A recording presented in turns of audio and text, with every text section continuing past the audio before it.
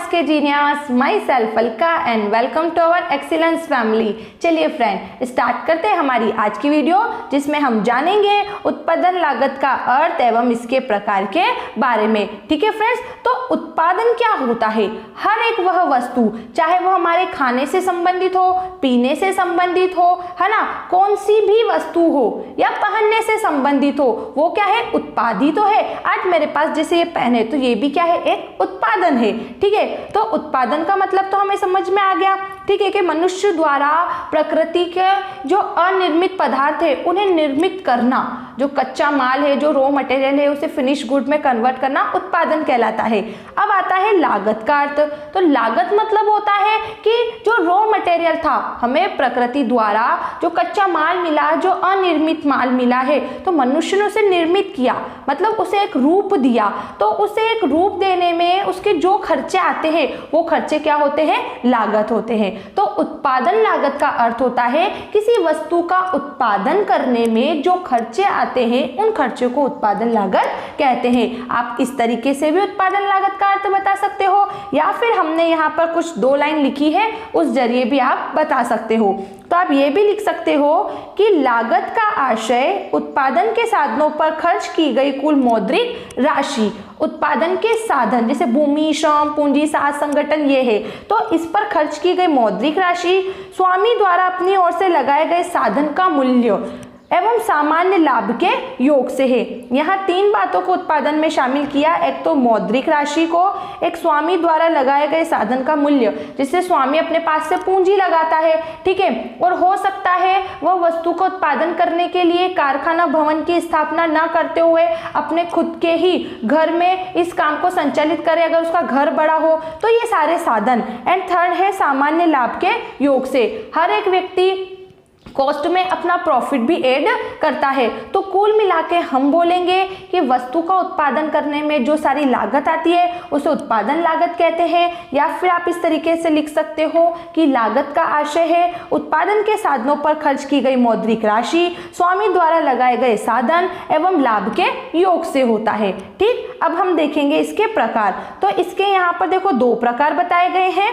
पहला बताया गया यहाँ अल्पकालीन लागत और दूसरा बताया गया दीर्घकालीन लागत। कि वस्तु का उत्पादन करने में 2 प्रकार की लागत होती है, एक अल्पकालीन लागत होती है, एक दीर्घकालीन लागत होती है।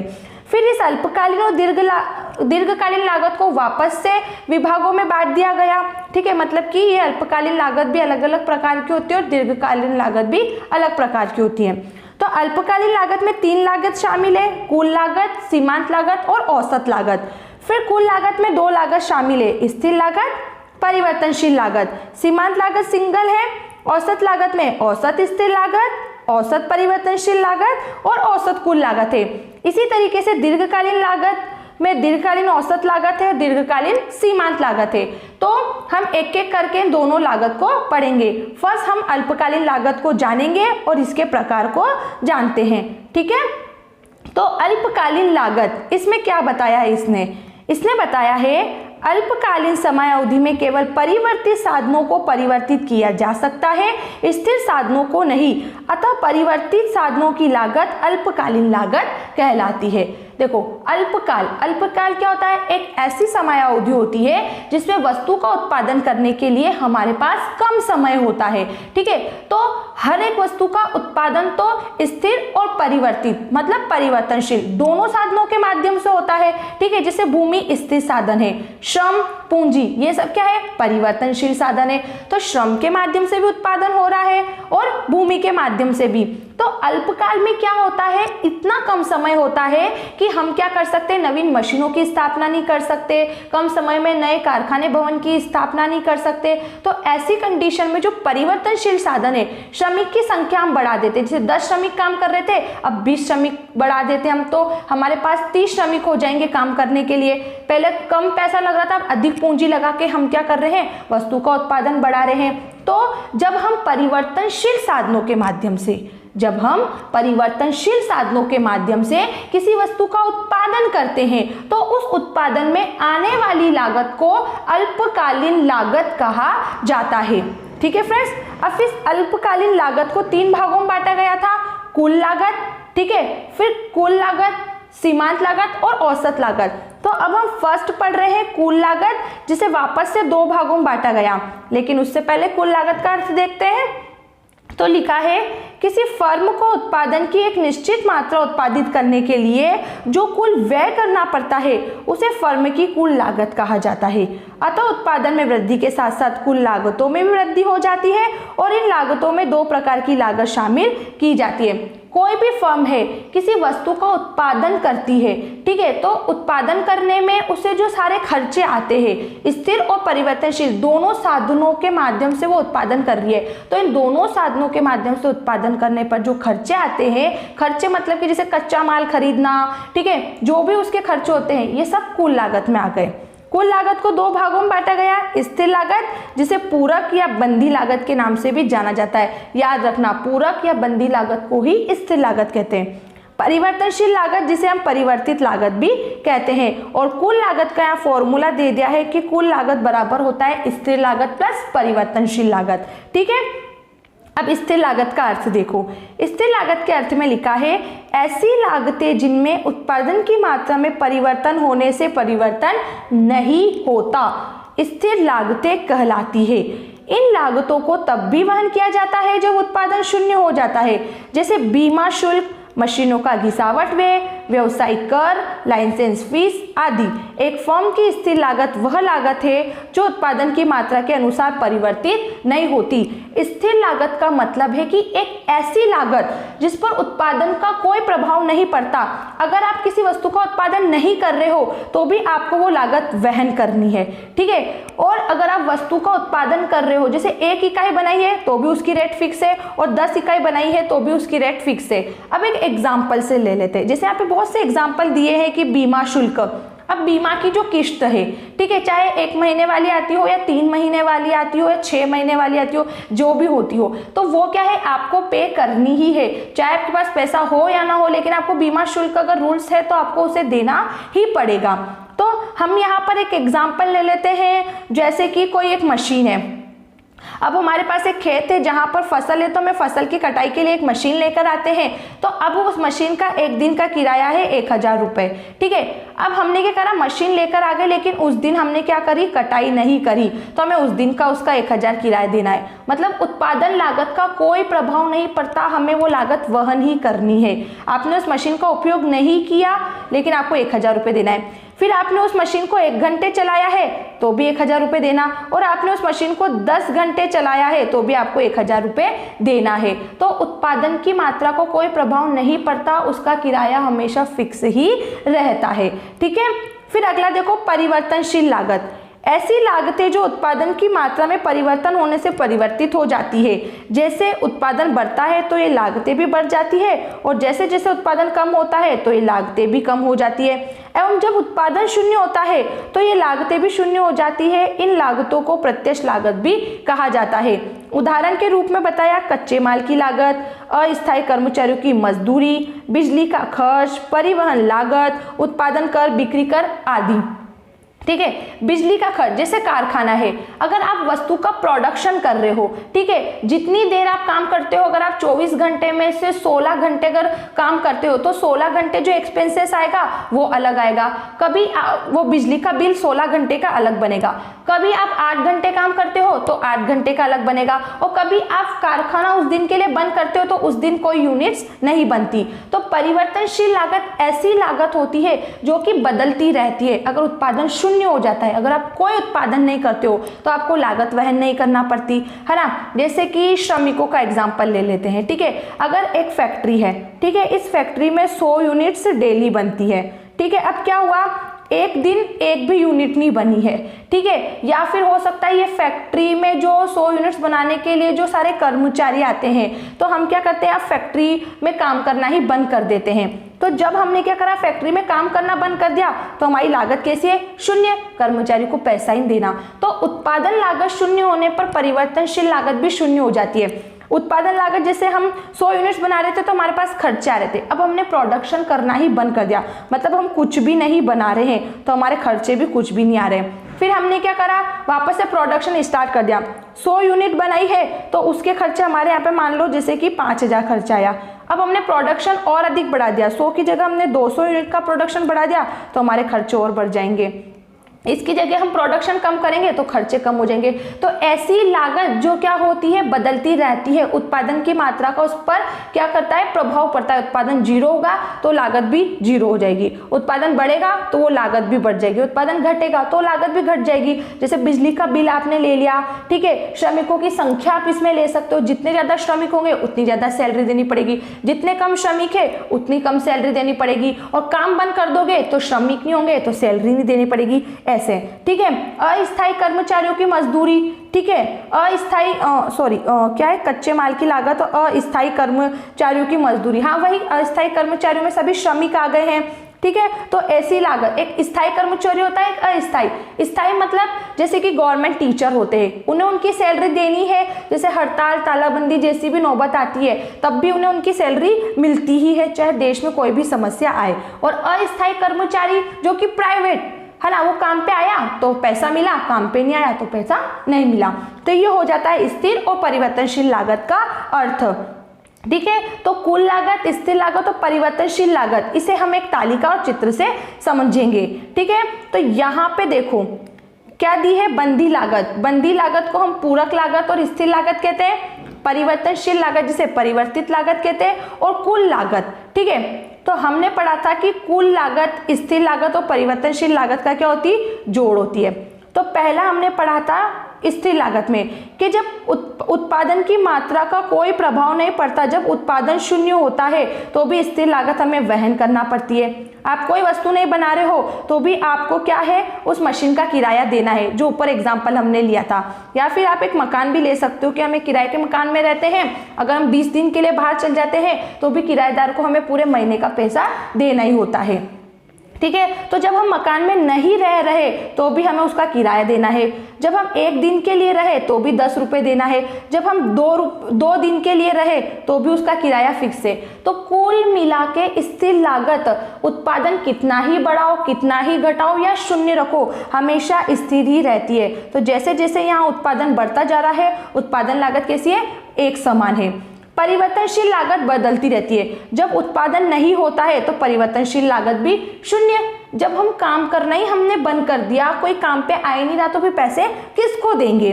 फिर जैसे जैसे हमने उत्पादन को बढ़ाया वैसे वैसे यहाँ पे हमारी परिवर्तनशील लागत भी क्या हो रही है, बढ़ती जा रही है। 10 से 18 हो गई, 18 से 24, 24 से 28, 28 से 32 और 32 से 38। अब कुल लागत निकल जाएगी स्थिर लागत और परिवर्तनशील लागत के जोड़ से। तो 10 में 0 को प्लस किया तो ये 10 आ गया, 10 में 10 को प्लस किया तो 20, 10 में 18 को प्लस किया तो 28, फिर 10 में 24 को प्लस किया तो ये 34, 10 में 28 को प्लस किया 38, 42, 48, ऐसे हमारी कुल लागत आ गई। तो अब इस टेबल के बेस पे हम ये कर्व बना सकते हैं, किसका, स्थिर लागत, परिवर्तनशील लागत और कुल लागत का, ठीक है। तो यहाँ पे हम कुछ इस तरीके से बनाएंगे, एक्स अक्ष बना देंगे, यहाँ पर वाई अक्ष बना देंगे, ठीक है। एक्स अक्ष पर हमेशा उत्पादन की इकाइयां लिखी जाती है, तो हम यहाँ पे लिख लेंगे 0, 1, 2, 3, 4, 5, 6, ठीक है, ये हमने यहाँ पर लिख लिया। फिर देखो अब हमको क्या करना है, यहाँ पे कुल लागत लिख देंगे। कुल लागत में हमारी स्थिर और परिवर्तनशील दोनों लागत आ जाएगी। तो न्यूनतम क्या है यहाँ पर 10 और अधिकतम क्या है 48। तो हम 10 से लेकर 50 तक का आंकड़ा लिख सकते हैं, 10, 20, 30, 40 और 50, ये ऐसे ले लिया। अब एक एक करके हम तीनों के कर्व बना लेते हैं, स्थिर का, परिवर्तनशील का, कुल का। सबसे पहले स्थिर का बनाते हैं। 0 इकाई पर भी क्या है उत्पादन 10 है, 1 पर भी 10, 2, 3, 4, 5, 6, किसी भी यूनिट्स का प्रोडक्शन करो। ये देखो ये सारी यूनिट्स पे स्थिर लागत क्या है 10 के 10 है, तो ये 10 हो गई। तो ये तो हमारी निकल गई यहाँ पर टोटल फिक्स्ड कॉस्ट, या फिर स्थिर लागत बोलो या फिर कुल स्थिर लागत हो गई, ठीक है। अब देखो परिवर्तनशील लागत का निकालेंगे, तो परिवर्तनशील लागत का 0 पे क्या है 0 ही रहेगा, ठीक है। 1 पे क्या है यहाँ पर 10, तो 1 पे हम यहाँ पे ले लेंगे, ये देखो 0 पे तो ये 0 ही है। 1 पे यहाँ पे इसने हमको बोल दिया 10 है, ठीक है, तो ये 10 हमने ले लिया। फिर 2 पे इसने हमको बताया है, रुको 0 पे 0, तो हम यहाँ पे ये लेंगे, 0 पे तो 0 है, ठीक है, ये 0, 10, 20, 30, 40, 50, तो 0 पे 0 है। 1 पे ये दूसरा ले लेते कलर अपन, 0 पे 0, 1 पे 10, 2 पे कितना है 18, तो 20 के थोड़ा सा डाउन में। फिर 3 पे कितना है 24, ये 3 पे 24, तो थोड़ा सा अपन ऊपर ले लेंगे। फिर 4 पे कितना है इसका 28, तो यहाँ से थोड़ा सा कम लेंगे, ये थोड़ा सा ज़्यादा ही ऊपर आ गया।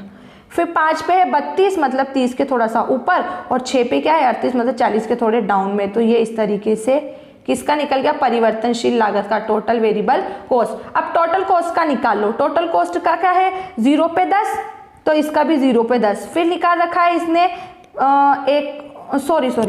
0 इकाई पर कितना है, अलग कलर ले लेते हैं हम। 0 इकाई पर है इसका 10, ये 0 इकाई पर 10 है ना, ये वाला डॉट रखना, 0 इकाई पर 10 है।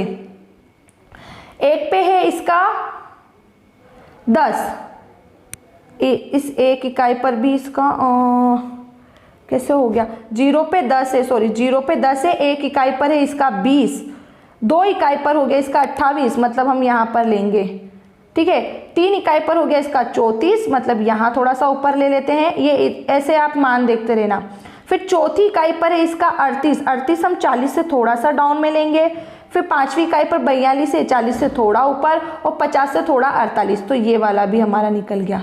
तो ये किसका बन गया, टोटल कॉस्ट का। तो इस तरीके से आप बना सकते हो। ये टोटल फिक्स्ड कॉस्ट मतलब स्थिर लागत का बन गया, ये परिवर्तनशील लागत का, और ये कुल लागत का, ठीक है। अच्छे से याद रखना फ्रेंड्स, ठीक। अब देखो, तो ये तो हमारा हो जाता है, क्या हो जाता है, स्थिर लागत, परिवर्तनशील लागत और कुल लागत का। अब देखो इन तीनों में क्या बताया गया, इसने बताया गया टोटल फिक्स्ड कॉस्ट उत्पादन के सभी स्तरों पर समान है। उत्पादन का कौन सा भी स्तर हो, 0, 1, 2, 3, 4, 5, स्थिर लागत सब पर क्या है, स्थिर है, ठीक है। फिर इसने बताया TVC मतलब टोटल वेरिएबल कॉस्ट, परिवर्तनशील लागत उत्पादन बढ़ाने के साथ बढ़ती है, बढ़ रही है, 10, 18, 24, 28, 32, 38। टोटल कॉस्ट वक्र TVC वक्र के समांतर है, इससे प्रकट होता है टोटल कॉस्ट तथा टोटल वेरिएबल कॉस्ट के बीच अंतर कैसा है, स्थिर है। Total cost total variable cost के समांतर है, मतलब कि ये दोनों लाइन एक दूसरे के बराबर है। क्यों समांतर है, क्योंकि दोनों में अंतर एक जैसा है, ठीक है। जैसे अंतर देखो, यहाँ पे अंतर देखो 0 और 10 का, तो यहाँ पे भी 10 का अंतर है। फिर यहाँ 10 और 18 में 8 का अंतर है, तो 20 और 28 में भी 8 का अंतर है।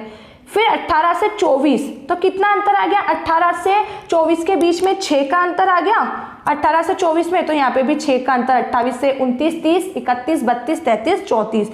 फिर 28 से 32 में कितने का डिफरेंस आ गया है, 4 का, तो यहाँ पे भी 4 का डिफरेंस, तो इसलिए दोनों वक्र एक दूसरे के समांतर है, ठीक है फ्रेंड्स।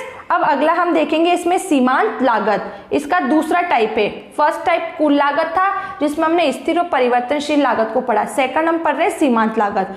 तो इसमें लिखा है एक अतिरिक्त इकाई का उत्पादन करने से कुल लागत में जितनी वृद्धि होती है उस इकाई विशेष को सीमांत लागत कहा जाता है। इसे निम्न सूत्र के रूप में व्यक्त कर सकते हैं। अतिरिक्त वस्तु को उत्पादन करने पर जो अतिरिक्त खर्च आते हैं उसे सीमांत लागत कहते हैं।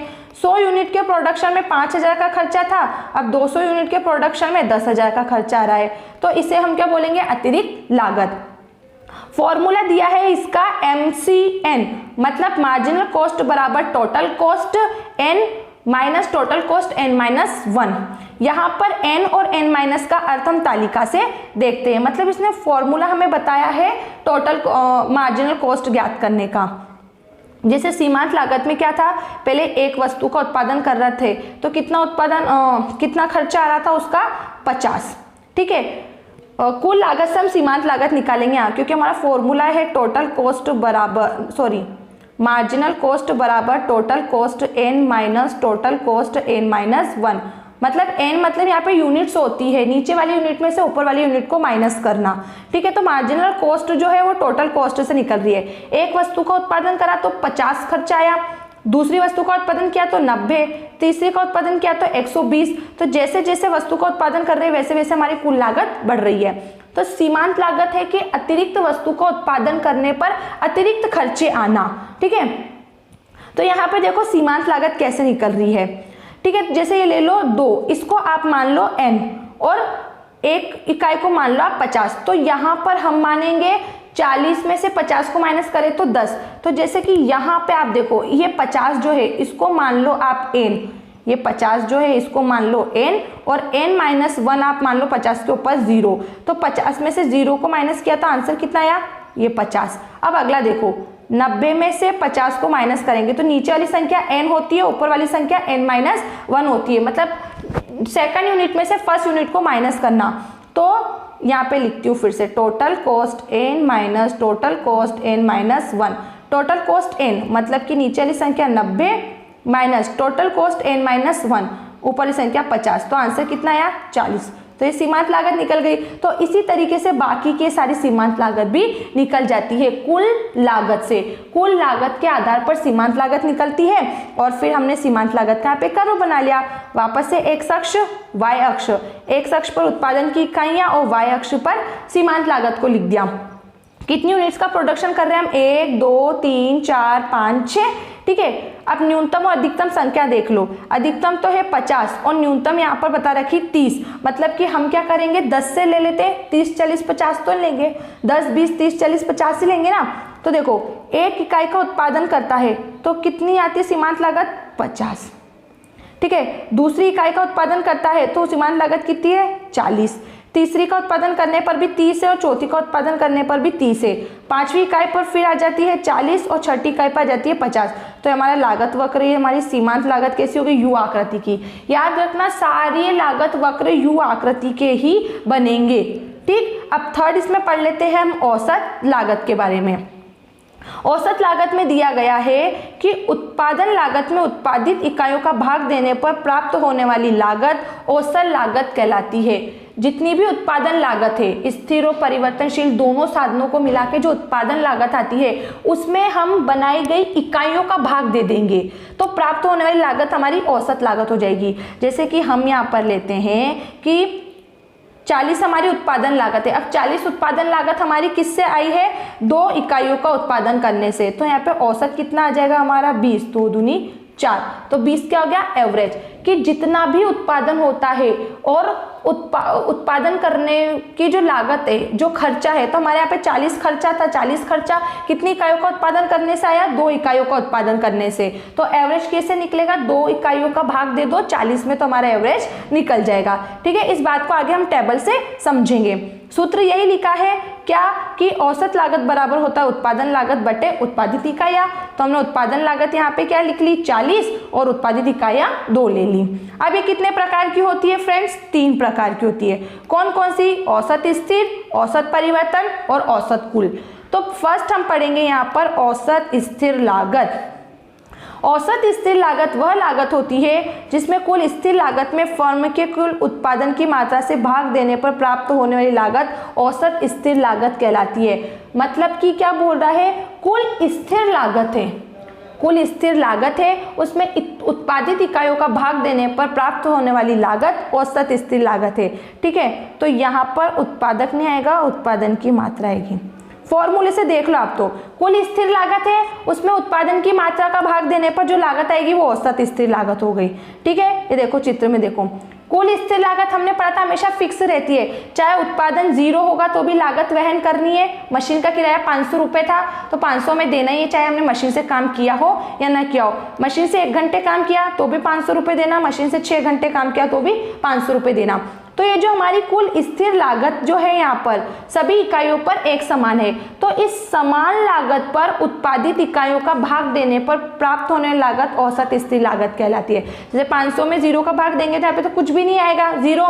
फिर 500 में 1 का भाग लगाया तो 500 आ गए, 500 में 2 का भाग लगाया, 500 में हम 2 का भाग लगाते हैं तो क्या हो गया, 2 दूनी 4, 1 इधर गया, 2 5 10, तो ये हमारी क्या आ गई, औसत स्थिर लागत। तो इस तरीके से औसत स्थिर लागत आ जाएगी। कैसे, कुल स्थिर लागत में उत्पादित इकाइयों का भाग देने पर प्राप्त होने वाली लागत औसत स्थिर लागत कहलाती है। और फिर हमने ये इसका कर्व बना लिया। यहाँ पे हम एक्स अक्ष पर हमेशा यूनिट्स लिखते हैं और वाई अक्ष पर हम यहाँ पे क्या लिख रहे हैं, औसत लागत, ठीक है, औसत स्थिर लागत। न्यूनतम और अधिकतम देख लो, न्यूनतम क्या है इसमें 83 और अधिकतम है 500। तो 100, 200, 300, 400, 500 ये हमने आंकड़े ले लिए। तो पहली इकाई का जब 0 होता है उत्पादन, है ना, तो क्या है, 0 इकाइयों का उत्पादन होने पर हमारी औसत स्थिर लागत कुछ भी नहीं, यहाँ पे 0 ही है। पहली इकाई का उत्पादन करने पे कितनी है, 500। दूसरी का उत्पादन करने पर 250, मतलब इन दोनों के बीच में है। फिर तीसरी इकाई का उत्पादन कर रहे हैं हम, तो औसत लागत कितनी आ रही, 167 हम 200 और 100 के बीच में लेंगे। तो इसी तरीके से 125, 183, ये सारे क्या हो गए, हमारे सभी यूनिट्स पर मान हो गए। और कुछ इस तरीके से हमारा ये लागत वक्र बन गया, किसका, औसत स्थिर लागत का। अब देखते हैं औसत परिवर्तनशील लागत। औसत परिवर्तनशील लागत में लिखा है सेम वही स्थिर लागत जैसा, कि औसत परिवर्तनशील लागत वह होती है जिसमें कुल परिवर्तनशील लागत में उत्पादन की मात्रा का भाग देने पर, कुल परिवर्तनशील लागत जो होती है उसमें उत्पादित इकाइयों का भाग देने पर प्राप्त होने वाली लागत औसत परिवर्तनशील लागत होती है। फॉर्मूला लिखा हुआ है ना, औसत परिवर्तनशील लागत कुल परिवर्तन लागत बटे उत्पादन की मात्रा। तो फिर वापस देखो, हमारा इसका था परिवर्तनशील लागत क्या होती है, बदलती रहती है। जब उत्पादन शून्य है तो परिवर्तनशील लागत भी क्या होगी, शून्य, और औसत भी शून्य। जैसे जैसे उत्पादन बढ़ता है वैसे वैसे परिवर्तनशील लागत भी क्या होती है, बढ़ती जाती है। 500 से 600, 600 से 750, 750 से 1160, क्योंकि यूनिट्स भी तो बढ़ती जा रही है। पहले 1 यूनिट्स का प्रोडक्शन हो रहा था, फिर 2 का हुआ, फिर 3 का, फिर 4 का। तो जैसे जैसे यूनिट्स बढ़ी वैसे वैसे यहाँ पे क्या हुआ, परिवर्तनशील लागत बढ़ी। तो अब परिवर्तनशील लागत कैसे निकाल रहे हैं, कुल परिवर्तनशील लागत में उत्पादित इकाइयों का भाग देने पर। तो फर्स्ट तो 0 में 0 डिवाइड किया, 0। अब क्या करेंगे, 500 को 1 से डिवाइड करेंगे तो 500, 600 को 2 से डिवाइड करेंगे तो 2 तिया 6। तो ये हमारा एवरेज आ रहा है, क्या आ रहा है, औसत परिवर्तनशील लागत। और इसी तरीके से हम बाकी के यूनिट्स में भाग लगाएंगे यूनिट्स का, तो हमारी औसत परिवर्तनशील लागत आ जाएगी। फिर हम कर्व बना लेंगे, x अक्ष पर यूनिट, y अक्ष पर औसत परिवर्तनशील लागत, न्यूनतम और अधिकतम संख्या। न्यूनतम 0 है, अधिकतम कितनी है, 500, 0, 100, 200, 300, 400, 500। 0 पे क्या है, 0 ही है, ठीक है। एक इकाई का उत्पादन कर रहे हैं, ठीक है। पहली इकाई का जब हम प्रोडक्शन कर रहे हैं तो हमारा यहाँ पे आना चाहिए, सॉरी करो थोड़ा सा रॉन्ग हो गया। तो पहली इकाई का प्रोडक्शन पे 500, दूसरी इकाई के प्रोडक्शन पर 300, तो ये दूसरी इकाई के प्रोडक्शन पर 300। फिर तीसरी इकाई के प्रोडक्शन पे 250, मतलब कि इन दोनों के बीच में यहाँ पर ये ऐसा आएगा, ठीक है। फिर चौथी इकाई पर 290, तो यहाँ पे थोड़ा सा ऊपर हम लेंगे। फिर 380, मतलब यहाँ 4 के लगभग, और छठी इकाई पे आ जाएगा वापस से 500। तो ये इस तरीके से बनेगा। ये कर्व हमारा थोड़ा सा टेढ़ा हो गया है, तो थोड़ा सा रॉन्ग बन गया है। तो आप याद रखना कि ये जो क्या लिखे यूनिट्स, इस यूनिट्स के बेस पे इधर जो आंकड़े लिखे हैं ये वाले आंकड़े देख के आप चित्र बना सकते हो। एक्स वाई अक्ष बनाओ और इस तरीके से हमारा इसका शेप बन जाएगा यू आकृति का, ठीक है। अब औसत कुल आय देखेंगे, इसमें लिखा है औसत कुल आय नहीं फ्रेंड्स, यहाँ पर आ जाएगा, अरे औसत कुल लागत, आय की जगह क्या आएगा, औसत कुल लागत। जब हमने औसत स्थिर लागत पढ़ा, औसत परिवर्तनशील लागत पढ़ा, तो औसत कुल लागत आ गया। तो इसमें लिखा है कुल लागत को उत्पादन की मात्रा से भाग देने पर प्राप्त लागत औसत कुल लागत आती है। कुल लागत क्या होती है, स्थिर लागत प्लस परिवर्तनशील लागत का जोड़ होती है। तो कुल लागत में क्या है, उत्पादित इकाइयों का भाग देने पर। तो फॉर्मूला है कुल लागत आती है स्थिर लागत और परिवर्तनशील लागत से, और उत्पादन की मात्रा का भाग दे दो। तो अब इसकी टेबल में औसत निकालने के लिए हमें क्या करना पड़ेगा, स्थिर और परिवर्तनशील दोनों को लिखना पड़ेगा। इसके बेस पे कुल लागत आएगी, और फिर जो कुल लागत आएगी उस कुल लागत को हम यूनिट से डिवाइड करेंगे तो हमारी औसत लागत आएगी। तो कुल लागत, स्थिर लागत तो हमेशा स्थिर रहती है, कितनी ही इकाइयों का हम क्या करें, प्रोडक्शन करें। परिवर्तनशील लागत जैसे जैसे उत्पादन बढ़ता है परिवर्तनशील लागत क्या होती है, बढ़ती जाती है। इन दोनों को प्लस किया, यहाँ पर कुल आ गई। 100 को प्लस किया 200, 100 प्लस 180 280, ऐसे इन सबको प्लस करते गए तो हमारी क्या आ गई, यहाँ पर कुल लागत आ गई। अब इस कुल लागत में उत्पादित इकाइयों का भाग देने पर 100 में 0 का भाग लगाया 0। अब देखो 200 में 1 का भाग लगाएंगे तो क्या गया 200, फिर 280 में 2 का भाग लगाया तो क्या गया 140। तो इस तरीके से हमारी यहाँ पे औसत लागत आ जाती है, औसत कुल लागत। अब इसे एक कर्व के द्वारा यहाँ पे समझा दिया गया। हमें औसत लागत का बनाना है, एवरेज टोटल कॉस्ट, औसत कुल लागत का। अधिकतम और न्यूनतम संख्या देखो, न्यूनतम है यहाँ पर 84 और अधिकतम है यहाँ पर 200। तो हम क्या कर रहे हैं, यहाँ पर 40, 80, 120, 100 और 200 के आंकड़े ले लेते हैं और ये जो यूनिट से 1 से 6 यूनिट का हम प्रोडक्शन करते हैं, तो इस बेस पे हम यहाँ पे चित्र बना लेते हैं। वही ये देखो, पहली इकाई पर कितना है 200, जीरो पे तो कुछ भी नहीं है, जीरो पे जीरो, पहली पे कितना आ गया यहाँ पे 200, दूसरी पे 140, मतलब कि 120, 130, 140, तो ऐसे हम यहाँ पर ले लेंगे।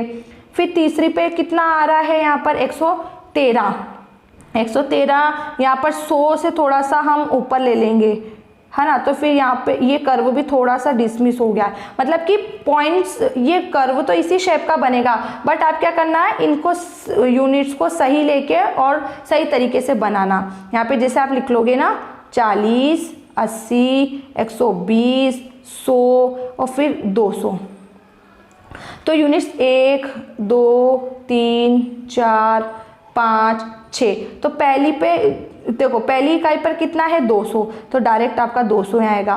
फिर 140 है तो थोड़ा सा डाउन में आ जाएगा दूसरी पे, फिर 113 है तो कुछ इस तरीके से और ऐसे ऐसे करके हमारा शेप ऐसे बन जाएगा। ठीक है फ्रेंड्स, अब देखते हैं लास्ट इसमें दीर्घकालीन लागत। हमारे हो गए हैं अल्पकालीन लागत को लेकर तीनों प्रकार। अब दीर्घकालीन लागत देखो, कौन सी लागत है?